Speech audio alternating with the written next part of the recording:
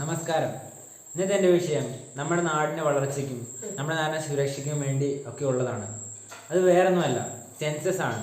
അതായത് നമ്മുടെ നാടിൻ്റെ വളർച്ചയും നമ്മുടെ നാട് നേരിടുന്ന വെല്ലുവിളികളും എല്ലാം കാട്ടിത്തരുന്നത്. അപ്പോൾ നമ്മൾ ആദ്യമായിട്ട് സെൻസസ് എന്താണെന്ന് നോക്കുകയാണെങ്കിൽ ഇതൊരു കളക്ഷൻ ഡാറ്റയാണ്. എന്ന് വെച്ചാൽ നമ്മുടെ മൊത്തം ഇന്ത്യയുടെ ഡാറ്റ എന്ന് വേണമെങ്കിൽ പറയാം. എന്ന് വെച്ചാൽ നമ്മുടെ എത്ര ജനസംഖ്യയുണ്ട്, ദാരിദ്ര്യരേഖ എന്നിങ്ങനെ ആളുടെ വയസ്സ് എന്നിങ്ങനെ പലതരത്തിലുള്ള രേഖകളാണ് ഈ സെൻസസ് എന്നുകൊണ്ട് ഉദ്ദേശിക്കുന്നത്. അപ്പോൾ നമുക്കറിയാം, ഓരോ 10 വർഷം കൂടുമ്പോഴാണ് ഈ സെൻസസ് നടത്തുന്നത്. അപ്പോൾ കഴിഞ്ഞ 2011 സെൻസസ് നടത്തിയിട്ടുള്ളത്. പിന്നെ 2021 നടത്തിയിരുന്നെങ്കിലും കോവിഡ് കാരണം മാറ്റിവെക്കുകയാണ് ഉണ്ടായത്. അടുത്ത് 2027 രണ്ടാം ഘട്ടം 2027 നടത്തുമെന്നാണ് പറയുന്നത്. പിന്നെ ഈ ഒന്നാം ഘട്ടം 2026 ഏപ്രിലും നടത്തുമെന്നാണ് പറയപ്പെടുന്നത്. അതായത് വീടുകളുടെ രേഖ, എത്ര വീടുകളുണ്ട്, അവയെല്ലാം വന്ന് ഒന്നാം ഘട്ടത്തിൽ നടത്തുന്നത്. പിന്നെ രണ്ടാം ഘട്ടത്തിൽ ജനുവരി, ഫെബ്രുവരി ആ മാസങ്ങളിലാണ് നമ്മുടെ ജനസംഖ്യയും പിന്നെ ആ രേഖകളൊക്കെ കണക്കെടുക്കുന്നത്.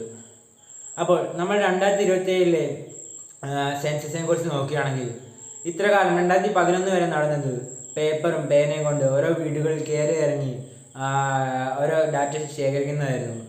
പക്ഷേ ഇനി അങ്ങോട്ട് അങ്ങനെയല്ല എന്നാണ് പറയുന്നത്. കാരണം ഫുള്ളി ഓൺലൈനായിട്ടാണ് നടത്തുന്നത്. അതായത് നമ്മുടെ രേഖകളൊക്കെ ഓൺലൈനിൽ കൂടി, അതായത് ഡിജിറ്റലായി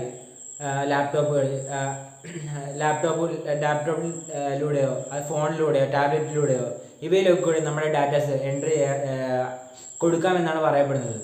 അതുകൂടാതെ അവരുടെ വെബ്സൈറ്റിൽ കൂടെ നമുക്ക് രജിസ്റ്റർ ചെയ്ത് വേണമെങ്കിൽ നമ്മുടെ ഡാറ്റ കൊടുക്കാൻ സാധിക്കും.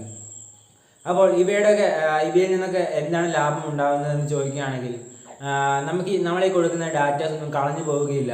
പിന്നെ നമ്മൾ എടുക്കുന്ന ഡാറ്റാസൊക്കെ ഓരോ വീടുകളിൽ കയറി ഇറങ്ങാതെ തന്നെ നമുക്ക് പെട്ടെന്ന് തന്നെ ഇതൊക്കെ ലഭിക്കുന്നതാണ്. അങ്ങനെ പിന്നെ ധാരാളം വേറെ ഉപകാരങ്ങളാണ് ഇതുകൊണ്ട് നമുക്ക് ഉണ്ടാകുന്നത്. അപ്പോൾ ഇപ്പം നമ്മൾ നോക്കുകയാണെങ്കിൽ നമ്മൾ നേരിടുന്ന ഏറ്റവും വലിയ വെല്ലുവിളി എന്താണെന്ന് വെച്ചാൽ ഈ ഓൺലൈൻ തട്ടിപ്പുകളും അവയൊക്കെയാണ്. അപ്പോൾ നമുക്കറിയാം, നമ്മൾ അനാവശ്യമായി നമ്മുടെ മെസ്സേജിലൂടെ OTP ചോദിക്കുന്നതും പിന്നെ നമ്മുടെ ബാങ്ക് ഡീറ്റെയിൽസ് ചോദിക്കുന്നതും അങ്ങനെ നമ്മുടെ പേഴ്സണൽ ഡാറ്റാസൊക്കെ ചോദിക്കുന്നതൊക്കെ നിരവധിയാണ് ഇന്നത്തെ കാലത്ത്. അവയാണ് ഓൺലൈൻ തട്ടിപ്പ് എന്ന് പറയുന്നത്. അതായത് നമുക്കറിയാം, ജനിച്ചു വീഴുന്ന കുട്ടിയുടെ കയ്യിൽ വരെ മൊബൈൽ ഫോണുണ്ട്. അപ്പോൾ ഇത്രയൊക്കെ ഈ ഡിജിറ്റൽ യുഗം വളർന്നുകൊണ്ട് തന്നെ ധാരാളം ഓൺലൈൻ തട്ടിപ്പുകളാണ് ഇന്ന് നടന്നുകൊണ്ടിരിക്കുന്നത്. നമുക്കറിയാം, ഇന്ന് നമ്മുടെ കേരളത്തിൽ തന്നെ ഈ അടുത്ത് കോടികൾ തട്ടിപ്പ് കാരണം കളഞ്ഞുപോയി നമ്മൾ വാർത്തയൊക്കെ കേട്ടിട്ടുണ്ടാവുമല്ലോ. അപ്പോൾ ഇതുപോലെ നിരവധി പേരുടെ പൈസയും അതുപോലെ തന്നെ ഡാറ്റാസൊക്കെയാണ് ഇങ്ങനെ ഓൺലൈൻ തട്ടിപ്പിലൂടെ കടന്നു പോകുന്നത്. അപ്പോൾ ഇവരെങ്ങനെയാണെന്ന് വെച്ചാൽ നമ്മുടെ മെസ്സേജിലോ വാട്സപ്പിലൂടെയോ ബാങ്കിൽ നിന്ന് വരുന്ന OTP ഇവർ ചോദിക്കുകയും പിന്നെ പേഴ്സണൽ ഡാറ്റാസൊക്കെ ആണ് ചോദിക്കുന്നത്. അപ്പോൾ ഇത് അറിയാത്തവർ എന്തെങ്കിലും അവർക്ക് വേണ്ട കാര്യമാണെന്ന് വെച്ചോ, അതോ ബാങ്കിൽ നിന്ന് ഡയറക്റ്റ് വരുന്ന കാര്യമാണെന്ന് വെച്ചോ, അവരുടെ ഡാറ്റാസൊക്കെ വേഗം തന്നെ കൊടുക്കുന്നതാണ്. അപ്പോൾ ഇവയൊക്കെ തടയാൻ നമ്മൾ എന്താണ് ചെയ്യേണ്ടതെന്ന് വെച്ചാൽ, നമ്മൾ മുൻകരുതലെടുക്കണം. എന്ന് വെച്ചാൽ ഇങ്ങനെയുള്ള ഡാറ്റാസൊക്കെ ചോദിക്കുമ്പോൾ അത് ഒരിക്കലും കൊടുക്കാൻ പാടില്ല എന്നുള്ളത്. പിന്നെ നമ്മൾ ബാങ്കിൽ നിന്നും ഡയറക്റ്റ് നമ്മളോട് ഇങ്ങനത്തെ ഡാറ്റാസും ചോദിക്കില്ല എന്നുള്ളതൊക്കെയാണ്. അപ്പോൾ ഈ ഓൺലൈൻ കാലഘട്ടത്തിൽ നമ്മൾ തിരിച്ചറിയേണ്ടതെന്ന് വെച്ചാൽ, നമ്മൾ സ്വയം ബോധവൽക്കുകയാണ് വേണ്ടത്. എന്ന് പറയുമ്പോൾ ഇങ്ങനെയുള്ള കാര്യങ്ങളൊന്നും കൊടുക്കാൻ പാടില്ല എന്നുള്ളതും ഇതിന് ശേഷമുള്ള ഭവിഷ്യത്ത് എന്താണെന്നുള്ളതൊക്കെ നമ്മൾ അറിഞ്ഞിരിക്കേണ്ടത് അത്യാവശ്യം തന്നെയാണ്.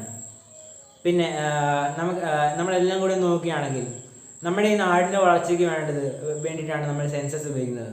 പിന്നെ നമ്മുടെ സ്വന്തം വളർച്ചയ്ക്ക് വേണ്ടിയിട്ടാണ് നമ്മൾ ഈ ബോധവൽക്കരണം, അതായത് ഈ ഓൺലൈൻ യുഗത്തിലുള്ള ബോധവൽക്കരണം നമുക്ക് അത്യാവശ്യമായി വേണ്ടത് എന്ന് പറഞ്ഞുകൊണ്ട് ഞാൻ എൻ്റെ പ്രസംഗം നിർത്തുന്നു. നന്ദി.